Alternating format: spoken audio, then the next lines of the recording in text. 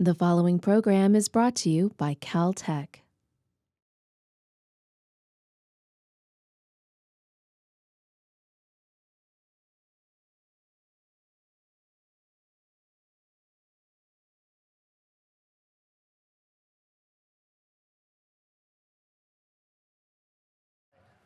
Welcome to the third presentation of today's short course. I'm Jeff Shapiro from MIT. I'm the external co-lead, non-California co-lead, I suppose. And it's my pleasure to introduce Dr. Vittorio Giovannetti, who is our speaker for the third slot. Vittorio earned his undergraduate degree in physics from the University of Pisa, and then his PhD from the University of Camerino, where he did a thesis under the supervision of Paolo Tambesi.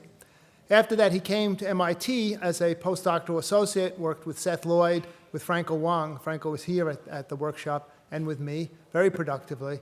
And then returned to Italy to join the faculty at Scuola Normale Superiore in Pisa, where he's now an associate professor.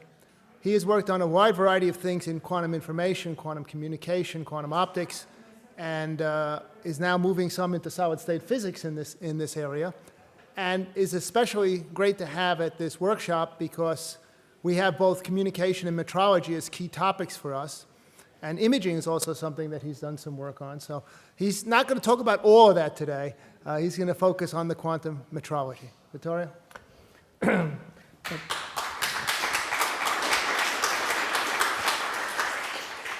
So thank you very much, Jeff, for the nice presentation, and thank for the organizer for giving me the opportunity to be at this nice workshop. Very interesting, very challenging.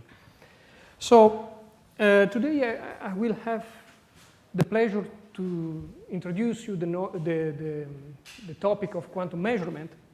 And when first Jeff and Boris proposed me to prepare a lecture on this topic, I was kind of puzzled because, I mean, quantum measurement by it's a kind of complex and vast research area.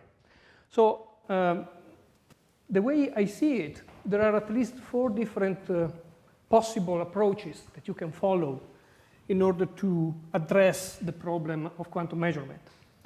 So first of all, there is a kind of conceptual aspect associated with the notion of quantum measurement. And this has to do with the foundation of quantum mechanics.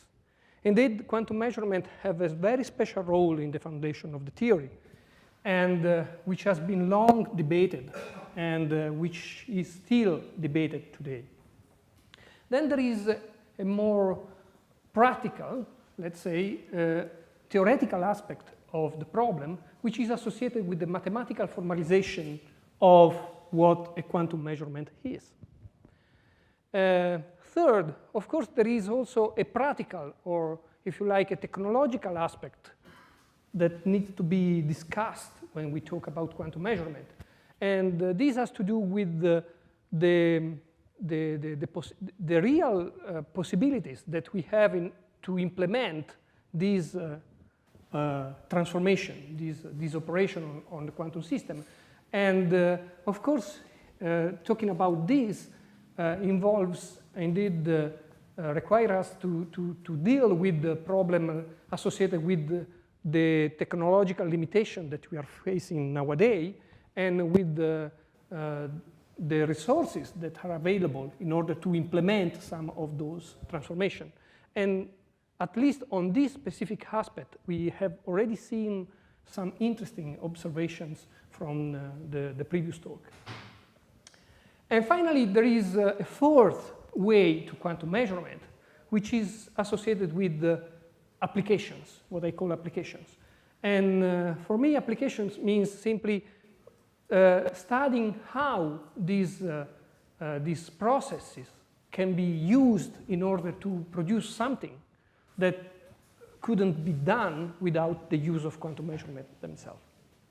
Now, in my presentation, I decided not to focus on the conceptual aspect of the problem, because they are kind of abstract and don't really fit in with the spirit of the workshop. And I will not discuss too much about practical aspects associated with the quantum measurement, mostly because I'm a theoretician and I don't feel very comfortable to enter in this, in this field, to be honest. On the other hand, I will discuss, so I organize my presentation mostly focusing on the mathematical formalization of what a quantum measurement is and on the application part. So basically the first part of the lecture will be focused on the mathematical aspect, and for the expert of the field, probably this part will be kind of naive in a way. And the second part instead will deal with what we can do once we have established what a quantum measurement is. So here I try to to give you a definition of what at least what can be considered what a quantum measurement in the hand is. So a quantum measurement is any process which allows us to acquire information, or I should say better, classical information, on the state of a quantum system. Now, here I put emphasis on three of these words. Process, meaning that indeed a quantum measurement is something that involves the evolution, the interaction with the system. Okay? So it's a physical process. And the second, I have also put emphasis on this, on the notion of information, or to say it better, classical information. So for what concern the following, I will use a very pragmatical point of view. For me, information is just the ability of discriminating among different alternatives. Okay? I don't want to be precise when I give this definition, but I think that you will accept this kind of definition I'm presenting to you. And finally, I have here underlined the word state, because states is exactly what we want to characterize for a quantum system. And for me, a state is just the present condition of a system. So is what, in a sense, describe the condition of a quantum system at a given moment of time. Okay, so in order to define quantum measurement, it is then mandatory to spend a few words on what, on how we describe state of a quantum system in quantum mechanics. So let me review a little bit this notion. So, as you probably know, in quantum mechanics, we describe the state of a system by introducing an Hilbert space. Okay, an Hilbert space is just a vector space with a given dimension, which depends upon the property of the system we are describing. And the physical state of our system are just vector in this on this space. In particular, this vector has to be chosen normalized for a reason that we'll see in a moment. Now, and the state vector that we are considering here, in a way, describe the physical state of the system under consideration. So it is important to stress that the state vector by itself is not a physical quantity or something that we can measure somehow. On the other hand, it is more a mathematical or abstract object which allows us to provide a characterization, a precise characterization of the system state. And as I was anticipating, it contains all we can say about the state itself. Now, in particular, the information which is contained in the state vector has the information that is written in psi has a double nature. First of all, the information is a kind of constructive information. That is, the vector state itself contains in a very compact and abstract way what all we need in order to prepare the state under consideration. So it's a kind of receipt. And that's why I put here the picture of a chef. The chef can read the receipt and can prepare the object, the dish which is associated. The other information which is contained into the state vector is instead an information that allows you to predict whatever can be said about the state of the system in the system in that specific state.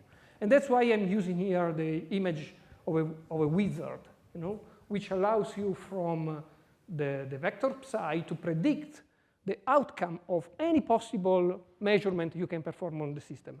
As we'll see, indeed, it cannot allow you to predict exactly the outcome of the measurement, but just the statistical aspects which are associated with the measurement themselves. So just to give you a very simple example of what a representation of a quantum state is, I'm using here the case of a qubit. A qubit is the simplest quantum system we can think of, and it consists in two, states, reference states.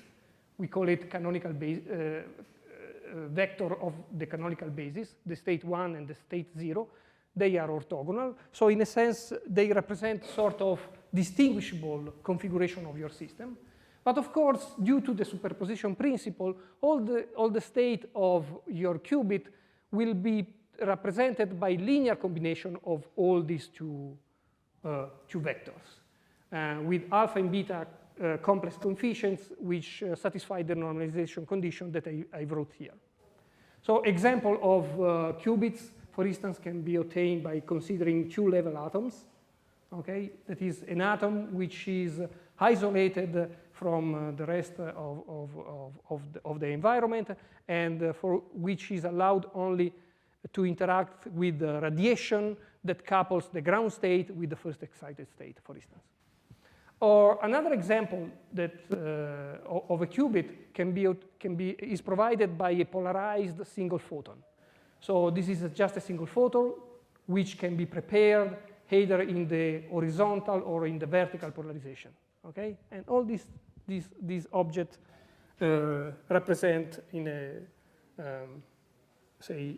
give us a representation of a qubit. Okay, now as a matter of fact, state vectors are not the only way, is not the unique way that we can, in which we can describe a quantum system, the state of a quantum system. We can, and indeed it is useful to introduce the notion of density operator in order to characterize those situations in which the instructions that determine the condition of the system at this moment are kind of fuzzy. So the situation in which you don't have a very clear understanding of what is the state preparation process that allows you to prepare that given configuration that we are considering. And this kind of situation basically it means basically that in these specific conditions, the state of your system is described by an ensemble of possibility. So the state could be, say, can be described by the vector psi1 with probability pi1, or psi2 with probability pi2, and so on and so forth.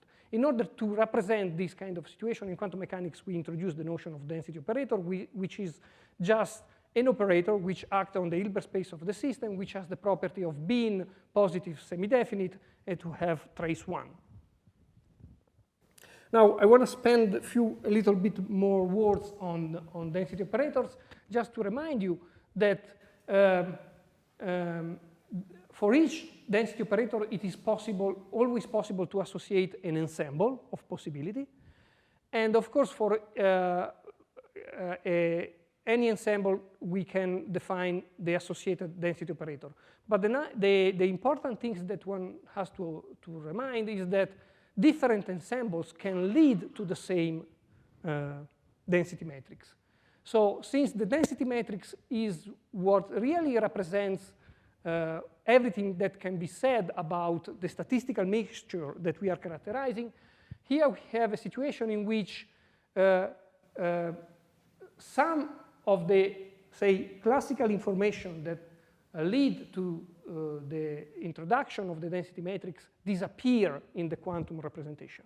So there can be situations in which different ensembles correspond to the same density matrix, and since everything we can say about the ensembles are written in the density matrix, it means that there is part of the information that cannot be retrieved by just measuring the density matrix itself. Now, I want also to remind you that the density matrix as an operator satisfy this inequality. This object here is just the purity of the density matrix, and it is always smaller than 1, and can take value 1 only if the state itself corresponds to an ensemble which was indeed a trivial ensemble, that is a pure state. So there were no uncertainty in the preparation of the state itself. Another important property of the set of density matrix is that this set is a convex. That is, if you take convex combination of density matrices, you will again find a new object which is also a state of the system and which can be represented by the density matrix itself. Now, finally, I need to spend a few words on the fact that density matrix not only arise in the theory as a way of representing ensembles, but also enters into the discussion when we consider the physics of composite systems. So suppose that we have a composite system, say a system in which we have a subsystem A, a subsystem B. This object, the state of this object, the pure state of this object will be represented by vectors. And now I can, in this condition, I can try to determine what is the density matrix associated with what is the best description that I can give for the subsystem A or to the subsystem B. In this case, this is done by computing what we call the partial trace of the joint system with respect to the degree of freedom of the other system. What remains is again a density matrix, which represents the local property of your system, say on A, or the local property of the system on B. Now, I should also say that once we have composite system, we can describe the physics of the joint state of the system in terms of factorizable configuration. A factorizable configuration will be just a configuration in which both the state, say the global density matrix of the system is given by the tensor product of the two. And we can define separable configuration. These are just the convex combination of the factorizable states. And finally, we can have states which are not separable in the sense that cannot be expressed in this form, and these objects are just associated with the notion of entangled states. Okay, so we have seen that starting from a pure state of the system, of the joint system AB, we can define a density matrix by just taking the trace with respect to B, and this will define the local property of the system A. As a matter of fact, this procedure that allows you to represent, to extract, say, a density matrix from a pure state of an enlarged system can be reversed through what is known the purification process. This is, in other words, given a local state which is represented by a mixture of A, we can always construct a vector, a pure vector of the joint system which describe globally the system like in this expression, but which locally correspond to the pure state.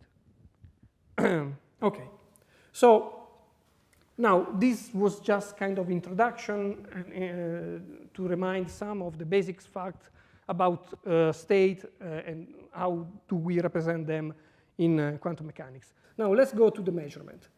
And let's try to analyze how we can formalize the notion of a measurement in a quantum system.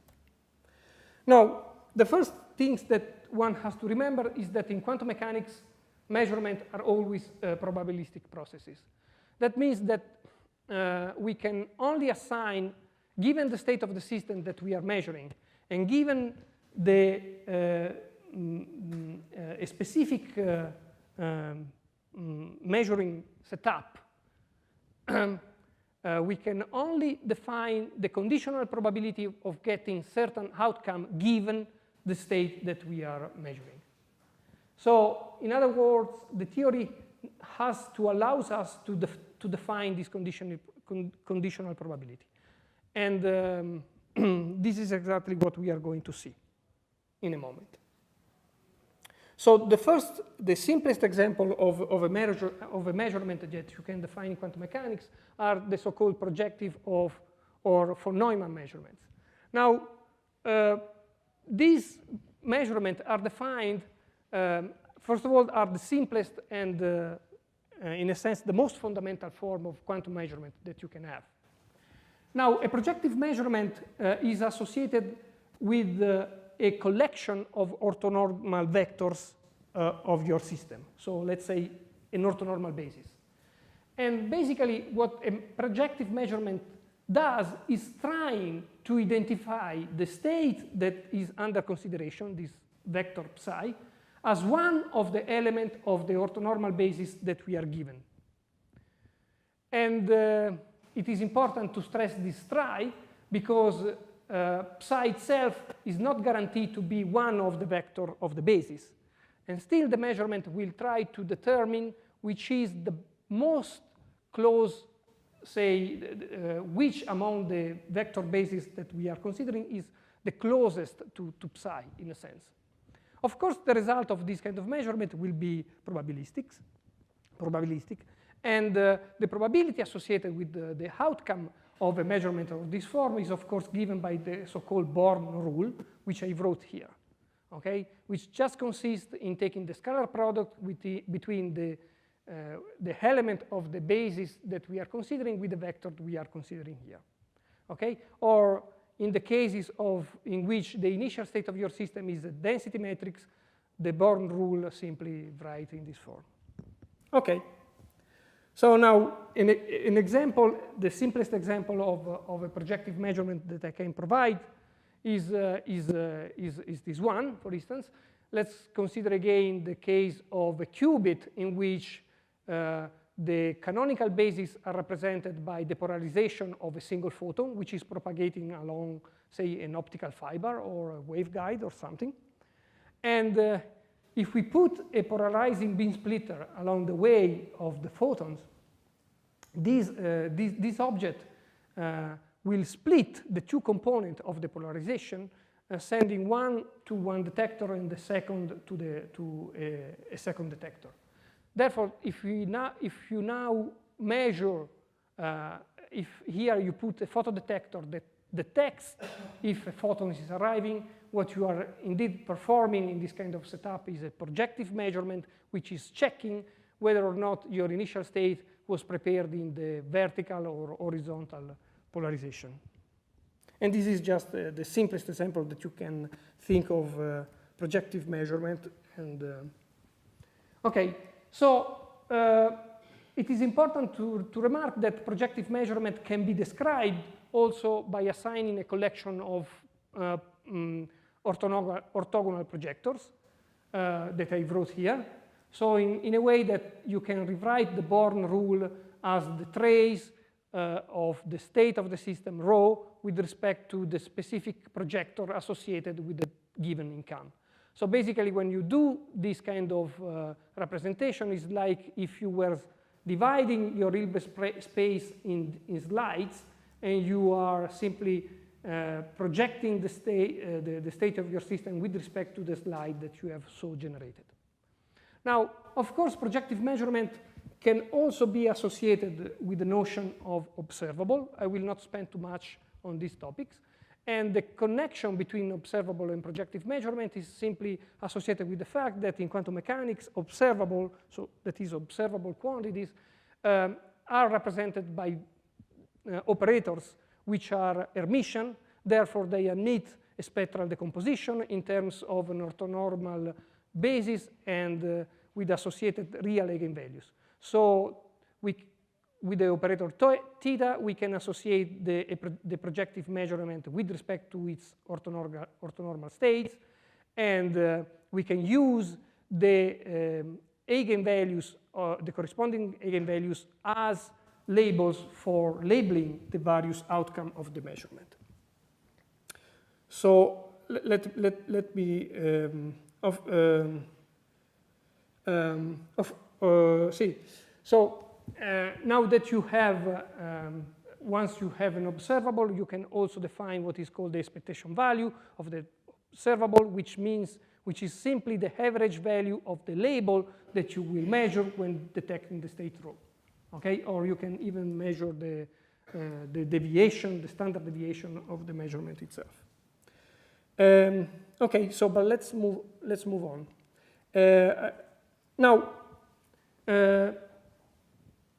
Now, projective measurements are not the only measurement that you can perform in a quantum system. So, for instance, there are other experimental configurations which doesn't fit within the representation of a projective measurement. And the typical example is a scattering measurement. So in a scattering process, what you do, this is a picture that I took from the internet. It just represents the classical Rutherford experiment. Here, the system of interest is a gold foil. And what you do, you want to reconstruct, say, the structural properties of this object. What you do, you prepare a probe in some initial state.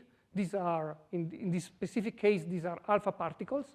You emit this particle that interact with your system S, and then you detect the probe after it has interacted with the system. Now, we can formalize this kind of measurement in the following way. So basically here, what we are doing is the following. We have the system, S, in its initial state rho, and we have an ancillary system, the probe, A, which is also initialized, which is in some initial state sigma, that probably we know to some extent. And now what we do, we let A and S interact through some process, and this will create a new state of the system, a composite state of the system S and A, which no longer will be representable in terms of a tensor product between S and A. And then we measure the ancillary system.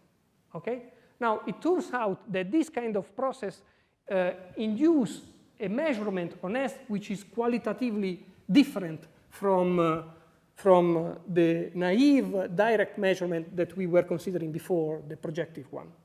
Now, this, of course, is not the only possibility that we have. A second possibility of measurement is this one. So here we have a signal, for instance, a light pulse, which is propagating, and we are shining it to a detector, say a photodetector. But before impinging into the detector, if a part of the signal has been deflected and is lost, and maybe it is mixed with an external signal which comes from the environment or from another system in the laboratory. Now, this kind of procedures is similar to the previous one, but it represents what you may call a noisy detection scheme, in which not all the information that was stored in the state rho is now available to you because it has been mixed up with the state of an external environment.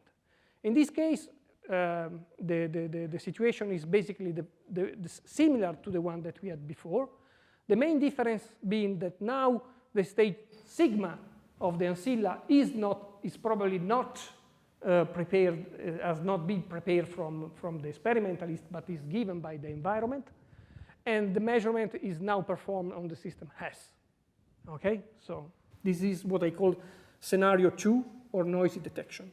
And finally, we can have a third possible configuration, which is the one that I have depicted here.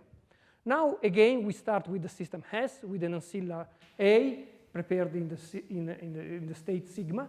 We let them interact, and what we do is performing a projective measurement on both the system S and the system A. Okay? Now, this kind of operation, I call it joint detection, and it is what happens, for instance, when you implement homodyne detection. In homodyne detection, what you do, you have your signal, you prepare a local oscillator, my ancilla, and let them interact at a beam splitter. And then what you do, you measure both the output, okay? And you collect data from both the systems. So these three different schemes, the way I have introduced them, they look pretty different from each other. Okay, here you measure the system, the ancilla. Here you measure the system S in the presence of a noise. Here you measure both the system and the ancilla after they have interacted. As a matter of fact, from the formal point of view, it turns out that all these procedures are kind of equivalent, in the sense that I can, by properly redefine the state of the ancilla and the interaction that they are experiencing, I can map each one of these three configurations into each other. Okay, I'm talking about mathematical equivalence. Of course, from the physical point of view, the processes which are involved are rather different. And all of them admit a representation in the theory which goes under the name of P of EM. Okay? So we can represent all these measurement process as with a unique object, which is a P of EM. So a P of EM is an acronym which stands for Positive Operator Valued Measurement, and simply says that for those specific kind of measurement that we were considering before, we can describe the statistics of the outcomes by assigning a collection of positive semi-definite operators, EJ, which take the role of the projections that we had for projective measurement. And these operators have only to fulfill a normalization condition which is given here. So the sum of all the possible P of M element of the P of M need to be equal to 1. And for each outcome, I have a specific operator which describes the statistics associated with that specific measurement. In a way, it's like, you know, I have, so this is just a pictorial representation of a P of M. If before, for projective measurement, we had a very sharp division of the Hilbert space into mutually orthogonal subsets, the P of M is like dividing your Hilbert space into subset which are not really non-overlapping any longer. Okay? And so this is because P of M accounts also for those processes in which you perform a measurement in presence of noise. And so these differences are blurred out. Of course, projective measurements are just a specific instance of P of M.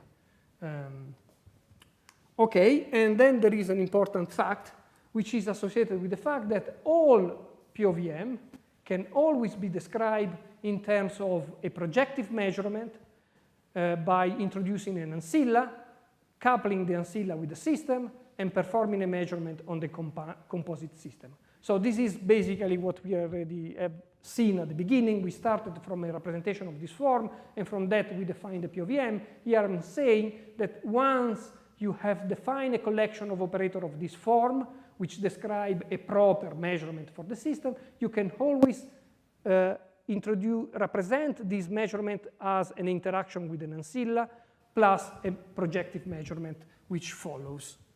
Okay, and this representation is called Naimark extension has to do with the purification procedure that we have seen when we were discussing the density matrix. Okay, so a natural question is how many different types of measurement do exist then for my quantum system? Now, in principle, there are infinitely many of them. And indeed, already when we were considering projective measurement, we have infinite many projective measurements that we can perform of a quantum system. And the set of possible measurements that can be performed on a system, they form a convex manifold. That is, if you take convex combination of two POVM, you obtain again a new POVM, which is a sort of mixture of two different measurement setups in which, I mean, you mix the statistics of the associated outcome. But of course, this is just at the theory level. Then, in practice, there will be only few of these measurements that could be indeed be realized, and which are indeed useful to extract information from the system. And the problem is exactly how to identify those which are useful, and in particular, then there is the challenge on finding way of implementing them in realistic systems. So with this, I will now go to the second part of my talk, which has to do with the application. How do we use quantum measurement in order to perform specific tasks? And for what concern me, I will focus on quantum information task in particular. So now, here I put what I call application 0, because this is really not an application. It basically comes from the definition itself of observable. So, but as a first application, you can try to use a measurement in order to determine the expectation value of a given observable. So what you want to do is compute this quantity here, your state rho. You want to know exactly what is the expectation value of that specific observable. Now, the way you can determine this quantity is there is a naive way of doing it, which simply means, okay, you take n copies of your system. You have to re-prepare your system exactly in the same state. And on each of them, you perform the associated projective measurement, which is related to the observable that you are considering. Of course, every time you will get a new a possible outcome, which not necessarily is the same. And then what you do, you just take the average of all these measurements to compute what I call the estimation. The estimation is just the average over the n measurement that you have performed. And by simply invoking the law of large number, we know that this quantity will converge in the large n limit to the error, to the expectation value of the observable that we are interested in. And the convergency can be estimated by noticing that this limit here, in terms of the variance, the distance between the estimation and the real value, goes down like 1 over square root of n. Now, this is very simple, and it's indeed is just another way of presenting projective measurement as associated with observable. But you can ask now, is there any way that in which I can try to improve with respect to this naive procedure the accuracy with which I can obtain the expectation value of my observable by measuring n system? And it turns, so here the idea would be, okay, I prepare my n copies, and now instead of measuring each one of them separately, I allow myself to perform any possible joint measurement on the n copies. And maybe I can also attach some ancillary system, coupling the ancillary system with the state. And the question is, can I improve with respect to this result? And in this case, the answer is no. So there is no way I can do better of what I have already gained by this simple procedure. So that's why I present this as application 0, because indeed there is nothing you can gain by using joint measurement in this case. But I wanted just to enter into the discussion. Now, application 1, so something which is a little bit more tricky and more interesting is what goes under the name of state tomography. So in state tomography, you basically try to reconstruct the state. So we know that the wave vector of a system provides you all the information that are needed to build a copy of the system itself. We have seen this a few slides ago. Now the idea is the following. Suppose that I give you the state itself prepared in that specific state represented by the vector psi, and I'm asking you to recover the instructions that allows you to create the state itself. Now, it turns out that this simple procedure is impossible, at least cannot be performed with absolute precision, if you have just a single copy of your system. And this goes under the name of the no-cloning theorem of quantum mechanics, which prevents you to reconstruct the vector from a single copy of the state itself. But of course, you can, if you have at your disposal several copies of your initial state, then indeed you can reconstruct the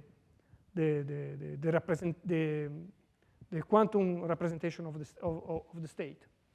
And this is exactly what you do when you perform tomography. Here I'm introducing you a simple example of state tomography for the case of a qubit.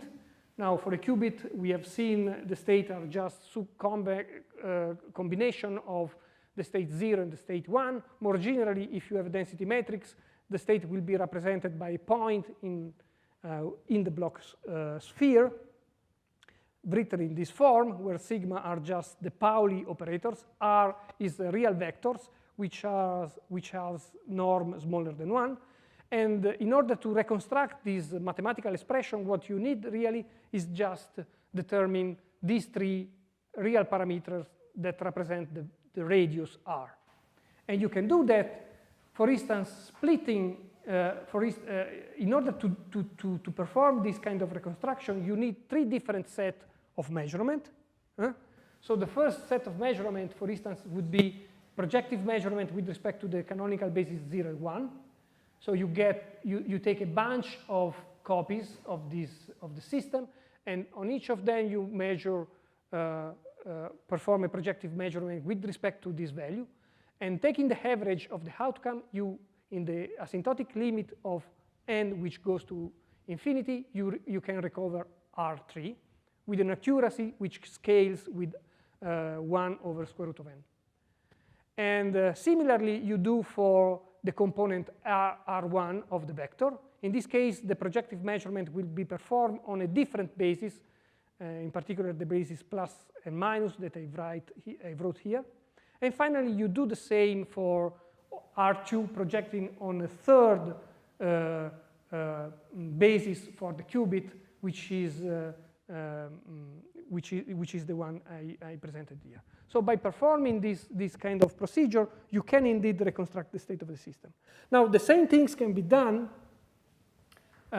for more complex systems, like, for instance, the state of a single optical mode or the state of an harmonic oscillator.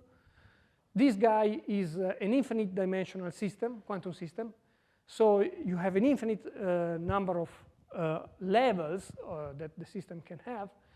And so the number of degree of freedom that are required to reconstruct this object are basically infinite, not even countable. And so in this representation, for this system, these states can be represented in the phase space as quasi-distribution, the Wigner quasi-distribution. And a reconstruction of the state will correspond in providing a reconstruction of this Wigner distribution. And this can be done. I will not enter into the details, but performing, so what you need to do you need basically to measure these kind of observable, which are called field quadrature, which are a generalization of the position and momentum of the harmonic oscillator which represent your system. And you have to measure all this quantity for different value of phi. Phi is the relative phase that you have put in here. And in principle, you need infinite many of those. You have to perform all this measurement for all possible value of phi. And you can do that, for instance, by simply using homodyne detection, which is one of the detection schemes that I have introduced before. So you take your signal, you couple with a beam splitter with a intense local oscillator, fixing a phase match, mismatch between the two, which is phi, and then you perform photo counting at the output of the two ports. By processing all this data, you can indeed reconstruct the system, the state of the system. And of course, also here you need infinite, a certain number of copies of your states, and the more you have, the more accurate will be the reconstruction of the system. Now, along the same way, you can always also try to perform what is called the tomography of a process, of a quantum process. Before, we were trying to reconstruct the description of a state. Here, what we want to do, we want to reconstruct the description of a quantum transformation of the system. That is, say, the reconstruction of a dynamical evolution that has taken place into the system S. So here the goal is to determine this object here, which is the map which describes the evolution of your system. And I will not enter into the details on how we characterize these objects in quantum mechanics. It is important to say that these are just linear maps on the space of the density matrix of your system. Now, in order to reconstruct the action of the channel of the transformation, what you can do, you have two options. The first option is a kind of trivial option. That means you could prepare different copies of different initial input state, send this state through the transformation, apply the transformation to the state itself, obtaining what is the output state, and now you do tomography reconstruction of the output state. Knowing the input state, you can determine the action of the channel with respect to that specific state there. And of course, in order to have a complete representation of the channel of the transformation, you need to perform this operation for a certain number of initial states. It turns out that due to the fact that the channel is linear, you need just a finite number of possible selected input in order to reconstruct the action of the map. Finite if the dimension of the system is finite dimensional, of course. This number depends on the dimension. But there is a more elegant way of reconstructing the action of the channel of the transformation, which exploit what is called the Choi-Jamulkowski isomorphism. Now, basically, it consists in applying the action of the map not on a single state of your system, but on half of an maximal entangled state that you have prepared in your lab. So what you do, you prepare your system S in an entangled configuration with an external ancilla, and then you apply the channel to half of this maximal entangled state. And then what you do is just state tomography on the resulting output, and this can be shown to be equivalent to perform the previous procedure. The advantage here is the fact that you need just a single state. Of course, the single state that you need is a maximally entangled state. And so this could be challenging in some application. Okay, now let's move on to another possible application of quantum measurement. And this application is state discrimination. So state discrimination is is similar, somehow similar to state tomography, but with a caveat.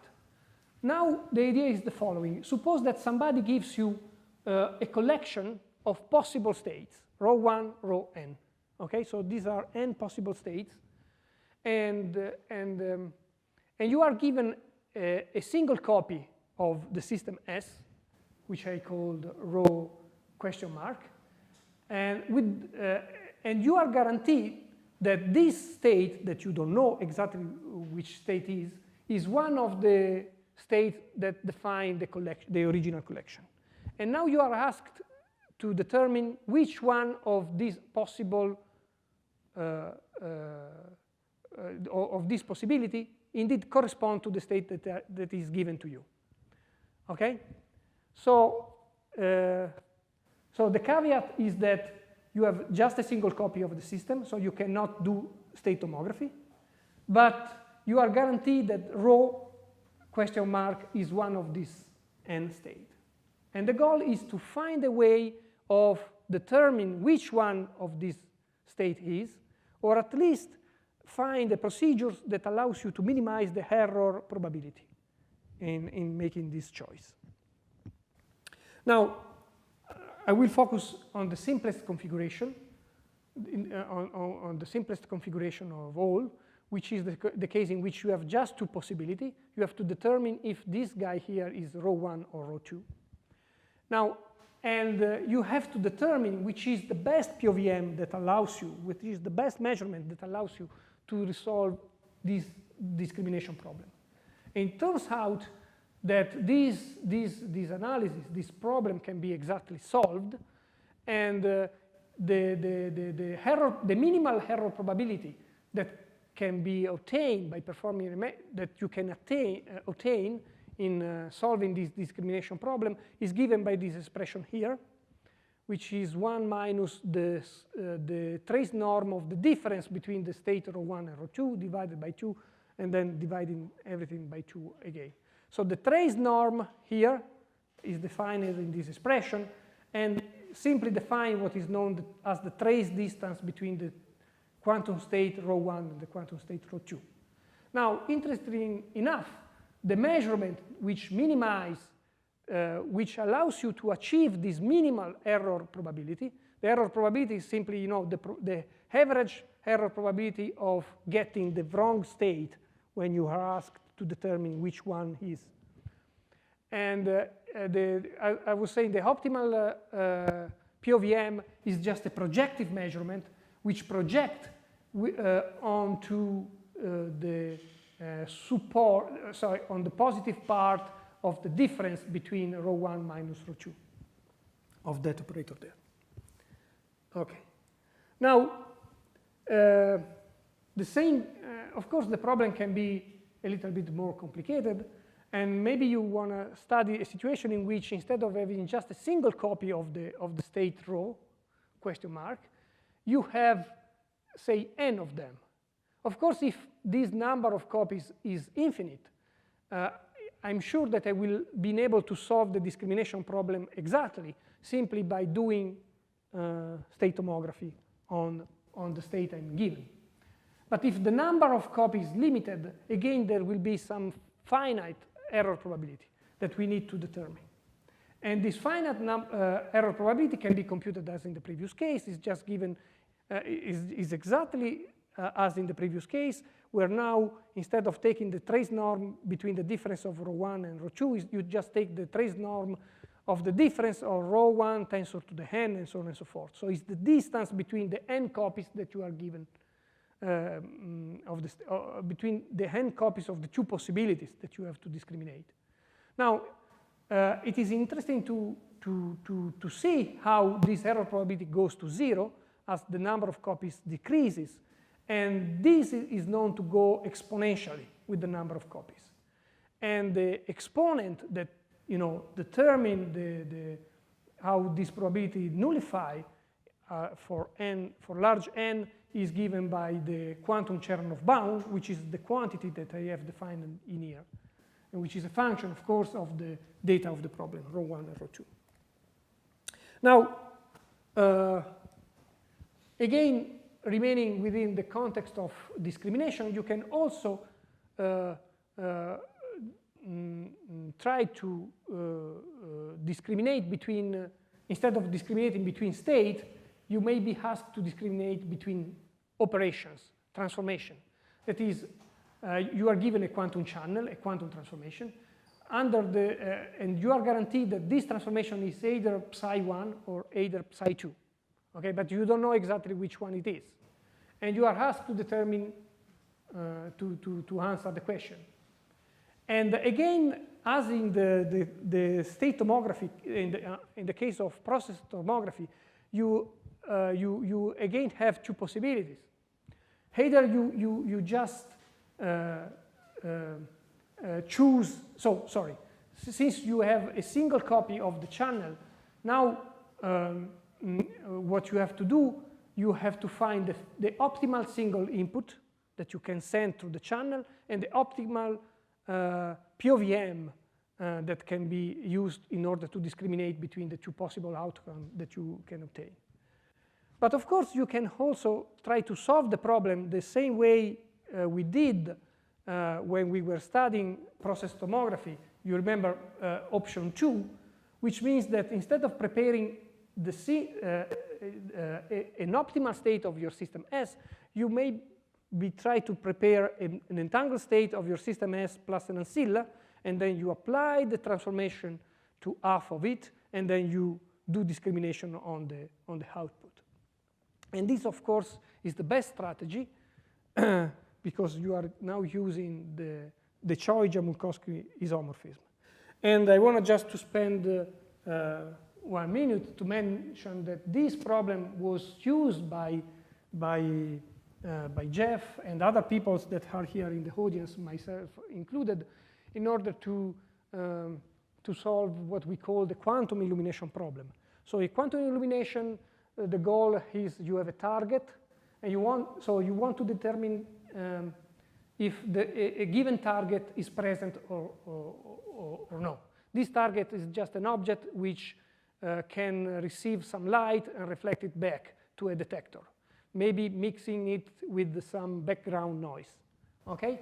And now you are asked to determine between these two configurations, the configuration in which the target is present, or the configuration in which the target is not present, in which case you just, on the detector, you just receive, background noise.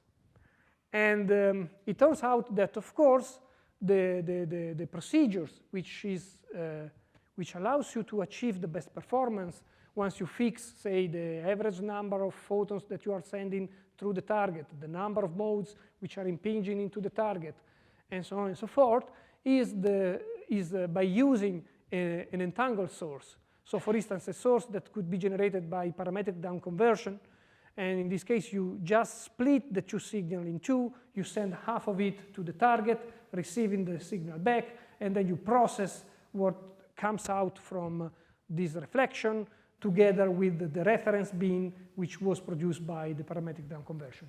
And if you do that, you can estimate that the error probability that you can gain is much better than any classical procedure that you could think in this specific configuration. Where for classical procedure in this specific implementation, we consider, classical light state would have optical light, which has a classical representation. So now, as a final, I have two more applications I want to briefly discuss. The first one is quantum communication. So quantum communication is basically, again, a sort of discrimination problem in which now you have two parties, Alice and Bob, which are trying to exchange classical signals by sending pulses, quantum state through the channel. And now the way the protocol goes is the following. Alice will select some code words, quantum code words, writing a classical signal into the state of the system which is sent to the channel, send it to the channel, and Bob will have to determine which one of the rho j, which correspond to one of the possible classical signal that Alice wanted to transmit, he has received. So in hand, it's indeed a state discrimination problem, where now, however, you can optimize with respect to all possible encoding procedure. And of course, in order to, there is also another difference, which is associated with the fact that now here you are allowed to use many parallel uses of the channel. So Alice and Bob, the two guys that are trying to communicate, can do this game by using multiple pulses, and they can, and then the optimization has to be performed with this over these, repetitive multiple channel uses in a sense. Now, in this configuration, there are few strategies that could be considered as relevant. So, for instance, there is a naive one in which simply Alice prepare his code words as, say, state of the single input of each channel, and Bob is detecting each one of the state he receives independently, and then does some classical data processing in order to determine which was the code words that Alice wanted to send to him. And if you adopt this kind of representation, what you are describing basically is just a classical channel in which we have a classical input, the signal which are selected here, and a classical output, which are the outcome of the measurement, which are locally produced by Bob. And the capacity, that is the optimal rate of this communication channel, is just obtained by the Shannon information capacity of the resulting transformation. But of course, there are more clever ways of encoding information and decoding information into the system. And for instance, one way of improving with respect to the previous one is by using quantum measurement, joint quantum measurement. That is, you still are encoding the system, but using separable messages, but now you are measuring jointly the output. And if you do that, you can definitely increase with respect to the previous performances of your channel, attaining what is called the Olevo capacity of the channel. And finally, there is a third option. There is also an intermediate one, but I will not discuss this, in which you prepare your code words not just preparing separable state of your system, but just joint state of your multiple uses and performing joint measurement at the output. And this gives you the ultimate capacity of the channel, which saturates the HSW bound for the communication line. Okay, so I see that my time is basically over. So I had still one application that I wanted to discuss, but I will skip it unless you don't ask explicitly to discuss about it. So I thank you very much for your attention.